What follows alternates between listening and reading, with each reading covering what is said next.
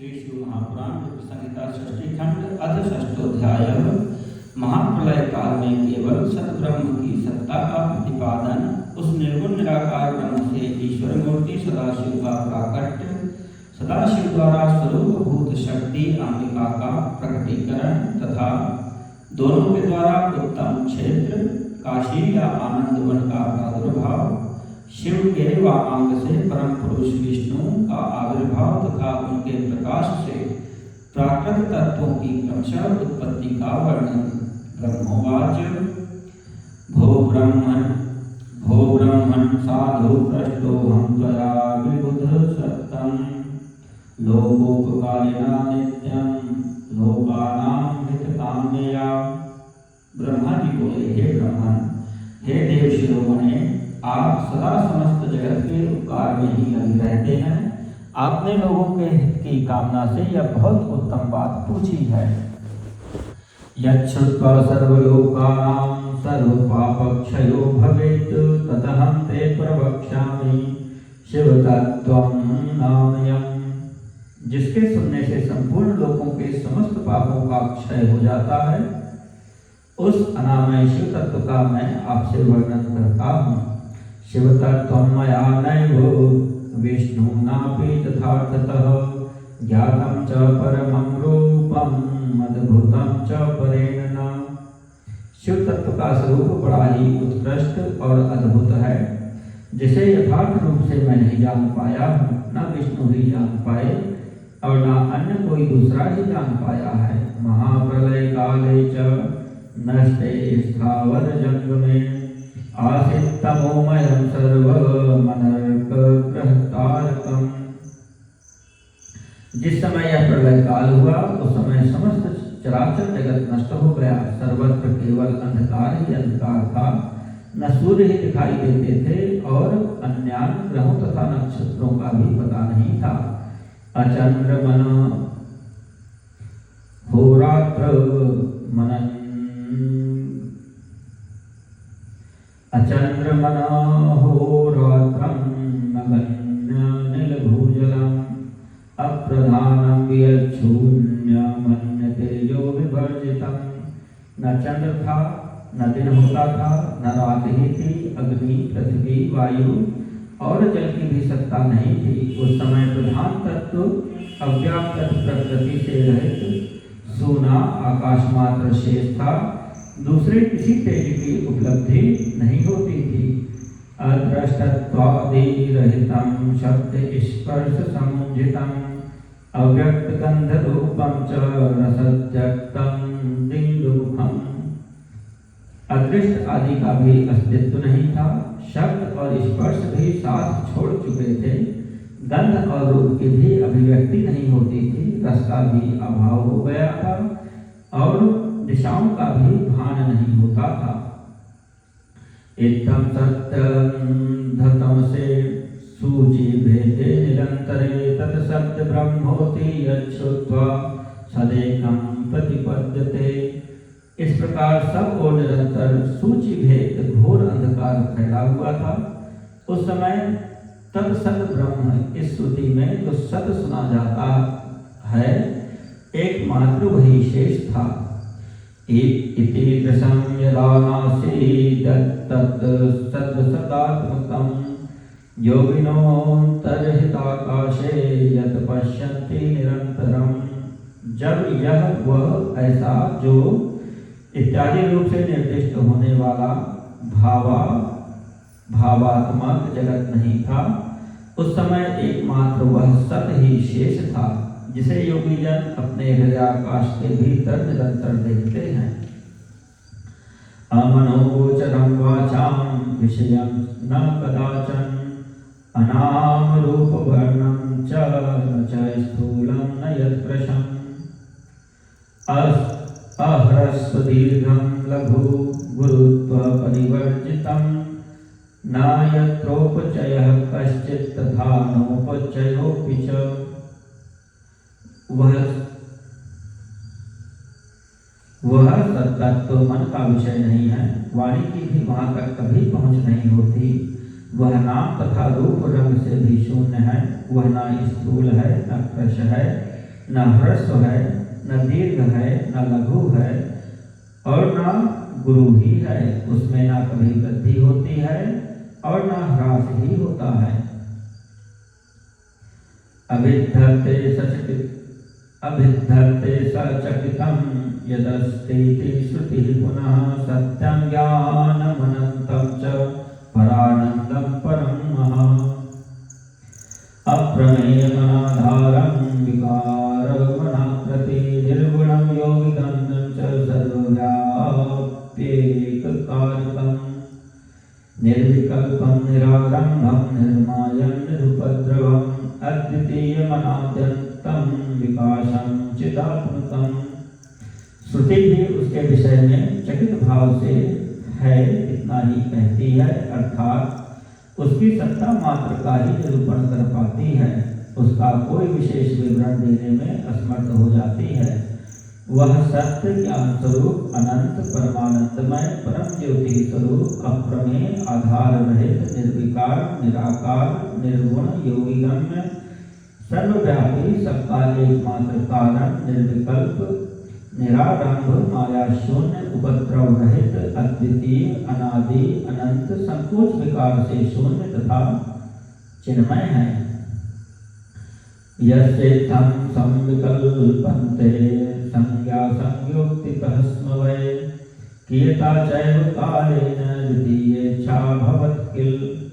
जिस परब्रह्म के विषय में ज्ञान और अज्ञान से पूर्ण उक्तियों द्वारा इस प्रकार ऊपर बताए अनुसार विकल्प किए जाते हैं, उसने कुछ काल के बाद सृष्टि का समय आने पर द्वितीय होने की इच्छा प्रकट की। उसके भीतर एक से अनेक होने का संकल्प उदित हुआ। अमूर्तेन समूर्तिश्च तेना कल्पि स्वलीलया सर्वैश्वर्य गुणोपेता सर्वज्ञानमयी शुभा सर्वगा सर्वरूपा च सर्वदृक् सर्वकारिणी सर्वैकवन्द्या सर्वाद्या सर्वदा सर्वसंस्कृति। तब उस निराकार परमात्मा ने अपनी लीला शक्ति से अपने लिए मूर्ति आकार की कल्पना की। वह मूर्ति संपूर्ण ऐश्वर्य गुणों से संपन्न सर्व ज्ञानमयी शुभ स्वरूप सर्वव्यापिनी सर्वरूपा सर्वदर्शनी सर्वकारिणी सबकी एकमात्र वंदनीया सर्वाद्या सब कुछ देने वाली और संपूर्ण संस्कृतियों का केंद्र थी।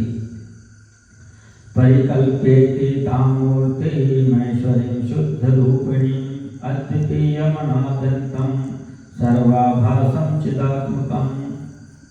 उस शुद्ध रूपिणी ईश्वर मूर्ति की कल्पना करके वह अद्वितीय अनादि अनंत सर्व प्रकाशक चिन्मय सर्वव्यापी और अविनाशी परब्रह्म अंतर्हित हो गया।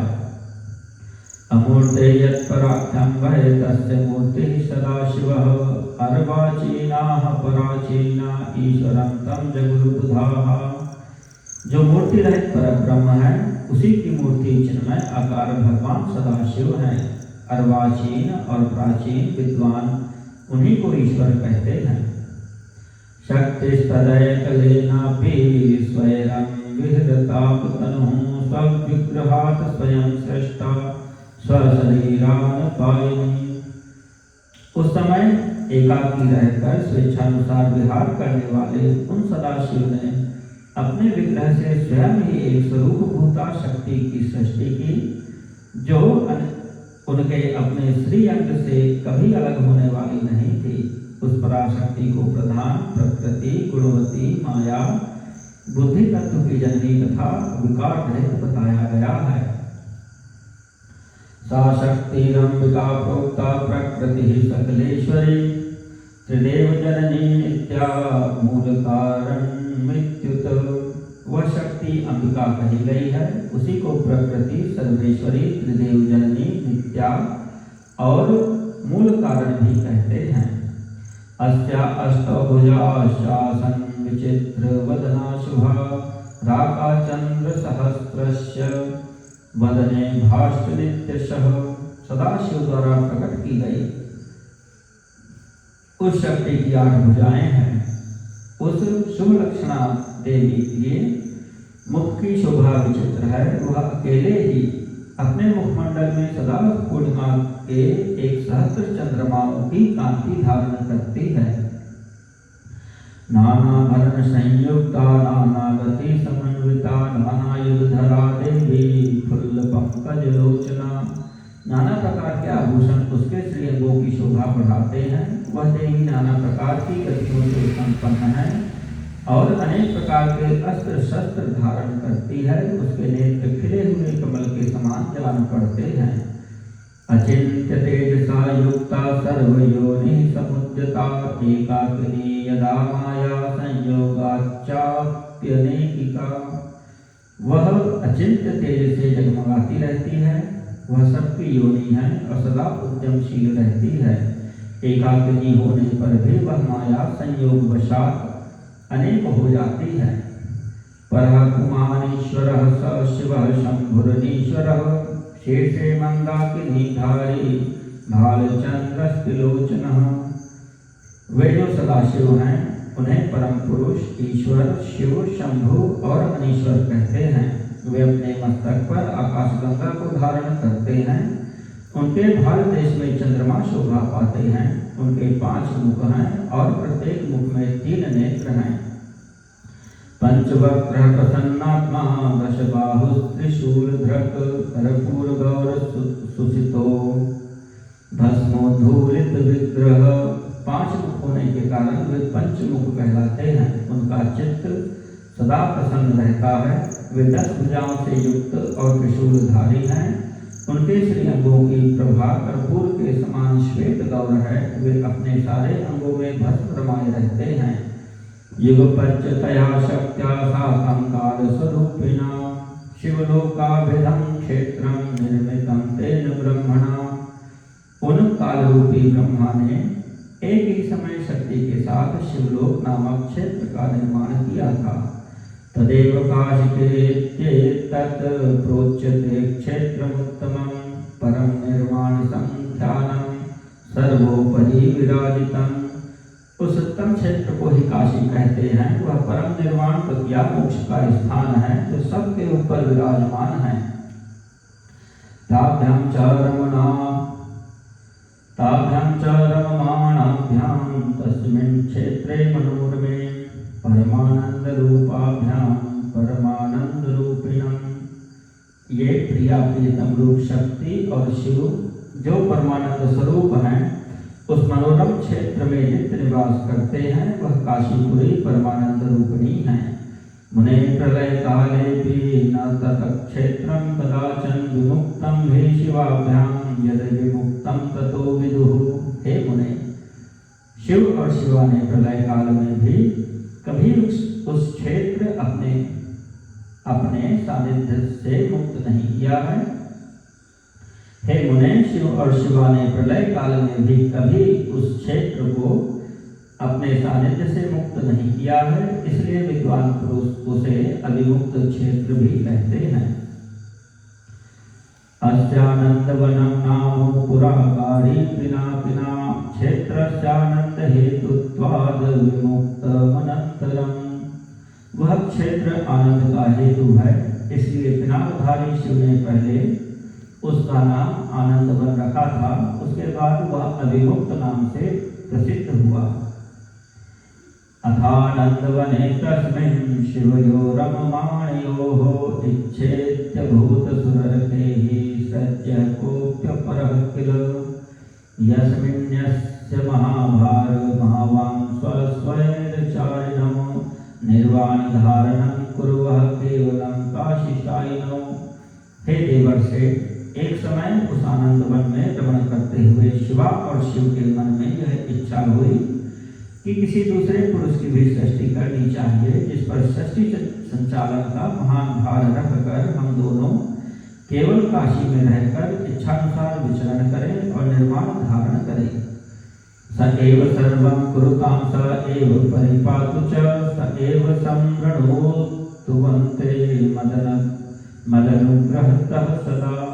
वही पुरुष हमारे अनुग्रह से सदा सबकी सृष्टि करे, वही पालन करे और अंत में वही सबका संहार भी करे। चेता समुद्रमा पुंज चिंता कल्लोलितं सत्वरत्नं तमोग्राहं रजो विद्रुमवल्लितं यस्य प्रासादात्तिष्ठावः सुखमानन्दकानने परिक्षिप्तमनोवृत्तौ बहिश्चिन्तातुरे मुखं सुखम्। यह चित्त एक समुद्र के समान है, इसमें चिंता की उत्ताल तरंगें उठ उठ कर इसे चंचल बनाए रहती हैं। इसमें सत्व गुण रूपी रत्न, तमो गुण रूपी ग्राह और रजो गुण रूपी मूंगे भरे हुए हैं। इस विशाल चित्त समुद्र को संकुचित करके हम दोनों एक पुरुष के प्रसाद से आनंद कानन काशी में सुखपूर्वक निवास करें। यह आनंदवन वह स्थान है जहाँ हमारी मनोवृत्ति सब ओर से सिमट कर इसी में लगी हुई है तथा जिसके बाहर का जगत चिंता से आतुर प्रतीत होता है। संप्रधायेति स विभुस्तया शक्त्या परेश्वरः सव्ये व्यापारयां चक्रे दशमेघे सुधासवम्। ऐसा निश्चय करके शक्ति सहित सर्वव्यापी परमेश्वर शिव ने अपने वाम भाग के 10वें अंग पर अमृत का सिंचन किया। ततः पुमानाविरासीदेकस्त्रैलोक्य सुंदरः शान्तः सत्त्वगुणोद्रिक्तो गाम्भीर्यामित सागरः। वहाँ उसी समय एक पुरुष प्रकट हुआ जो तीनों लोकों में सबसे अधिक सुंदर था। वह शांत था, उसमें सत्वगुण की अधिकता थी तथा वह गंभीरता का अथाह सागर था। तथा च क्षमया युक्तो मुने लब्धोपमो भवत् इंद्रनीलद्युतिः श्रीमान् पुंडरीकोत्तमेक्षणः। मुने, क्षमा गुण से युक्त उस पुरुष के लिए ढूंढने पर भी कहीं कोई उपमा नहीं मिलती थी। उसकी कांति इंद्रनील मणि के समान श्याम थी। उसके अंग अंग से दिव्य शोभा छिटक रही थी और नेत्र प्रफुल्ल कमल के समान शोभा पा रहे थे। सुवर्ण कांति श्रेष्ठदुकूल युगलावृतः लसत् प्रचंड दोर्दंड युगलो पराजितः। उसके श्री अंगों पर स्वर्ण सदृश कांति वाले दो सुंदर रेशमी पीतांबर शोभा दे रहे थे। किसी से भी पराजित न होने वाला वह वीर पुरुष अपने प्रचंड भुज दंडों से सुशोभित हो रहा था। ततः स पुरुषः शंभुं प्रणम्य परमेश्वरं नामानि कुरु मे स्वामिन् वद कर्म जगावति। तदनंतर उस पुरुष ने परमेश्वर शिव को प्रणाम करके कहा, हे स्वामिन्, मेरे नाम निश्चित कीजिए और काम बताइए। तच्छ्रुत्वा वचनं प्राह शंकरः प्रसन्न प्रभुः पुरुषं तं महेशानो वाचा मेघगभीरया। उस पुरुष की यह बात सुनकर महेश्वर भगवान शंकर हंसते हुए मेघ के समान गंभीर वाणी में उससे कहने लगे। शिव उवाच विष्णुवित्ति व्यापकत्वात्तेनाख्यातं भविष्यति बहून्यन्यानि नामानि भक्तसौख्यकराणि। शिव जी बोले, हे वत्स, व्यापक होने के कारण तुम्हारा नाम विष्णु नाम विख्यात होगा। इसके अतिरिक्त और भी बहुत से नाम होंगे जो भक्तों को सुख देने वाले होंगे। तपः कुरु गढ़ो भूत्वा परमं कार्य साधनं इत्युक्त्वा श्वासमार्गेण ददौ च निगमम्।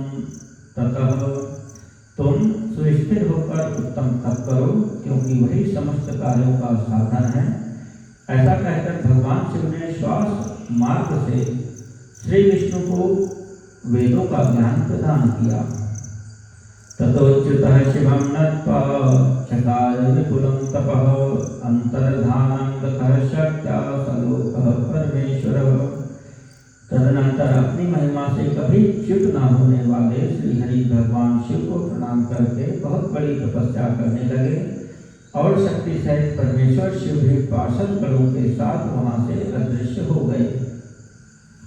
दिव्यं 12,000 वर्षं तप्त्वापि चाच्युतः न प्राप्त्वाभिलषितं सर्वदं शंभुदर्शनम्।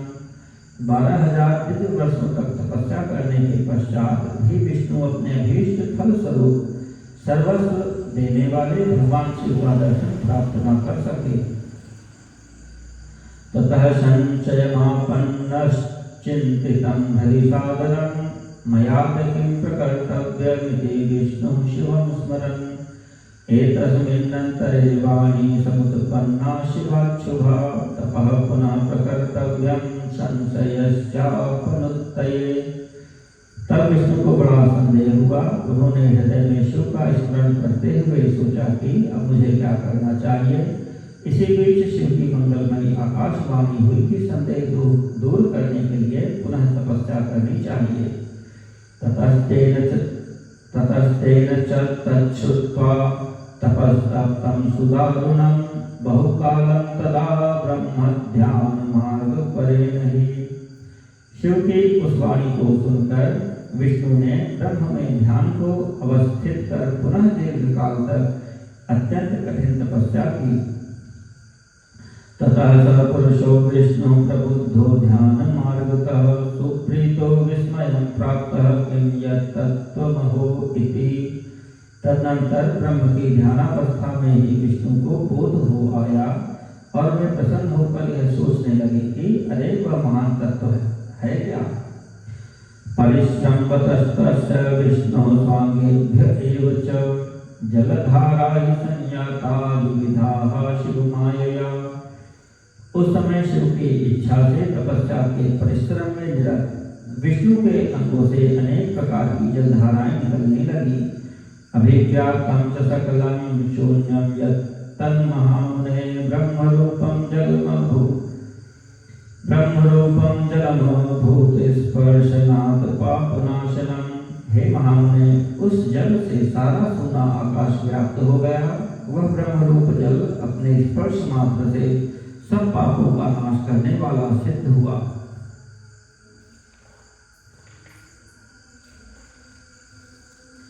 तदा शान्तश्च पुरुषो विष्णुस्तस्मिन् जले स्वयं सुष्वापपरं प्रीतो बहुकालं विमोहितः। उस समय थके हुए परम पुरुष विष्णु मोहित होकर दीर्घकाल तक बड़ी प्रसन्नता के साथ उसमें सोते रहे। नारायणेति नामापि तस्यासि श्रुतिसम्मतं नान्यत् किंचित् तदायासीत् प्राकृतं पुरुषं विना। नार अर्थात जल में शयन करने के कारण ही उनका नारायण यह श्रुति सम्मत नाम प्रसिद्ध हुआ। उस समय उन परम पुरुष नारायण के अतिरिक्त दूसरी कोई प्राकृत वस्तु नहीं थी। एतस्मिन्नन्तरे काले तत्त्वान्यासन् महात्मनः तत्प्रकारं शृणु गदतो मे महामते। उसके बाद ही उन महात्मा नारायण देव से यथा समय सभी तत्व प्रकट हुए। हे महामते, हे विद्वान, मैं उन तत्वों की उत्पत्ति का प्रकार बता रहा हूँ, सुनिए। प्रकृतेश महानासिन् महतश्चुर्गुणास्त्रयः अहंकारस्ततो जातस्त्रिविधो गुणभेदतः तन्मात्रश्च ततो जाताः पंचभूतानि वै ततः तदैव तानीन्द्रियाणि ज्ञानकर्ममयानि च। प्रकृति से महतत्व प्रकट हुआ और महतत्व से सत्वादि तीनों गुण। इन गुणों के भेद से ही त्रिविध अहंकार की उत्पत्ति हुई। अहंकार से 5 तन्मात्राएं हुई और उन तन्मात्राओं से 5 भूत प्रकट हुए। उसी समय ज्ञानेन्द्रियों और कर्मेंद्रियों का प्रादुर्भाव हुआ। तत्त्वानामिति संख्यानमुक्तं ते ऋषिशक्तं चिदात्मकं च तत्सर्वं प्रकृतेः पुरुषं विना। हे मुनिश्रेष्ठ, इस प्रकार मैंने आपको तत्वों की संख्या बताई है। इनमें से पुरुष को छोड़कर शेष सारे तत्व प्रकृति से प्रकट हुए हैं, इसलिए सब के सब जड़ हैं। तत्तदैकीकृतं तत्त्वं चतुर्विंशति संख्यकम् शिवेच्छया गृहीत्वा स शुष्वाप ब्रह्मरूपके। तत्वों की संख्या 24 है। इस समय एकाकार हुए 24 तत्वों को ग्रहण करके वे परम पुरुष नारायण भगवान शिव की इच्छा से ब्रह्मरूप जल में सो गए।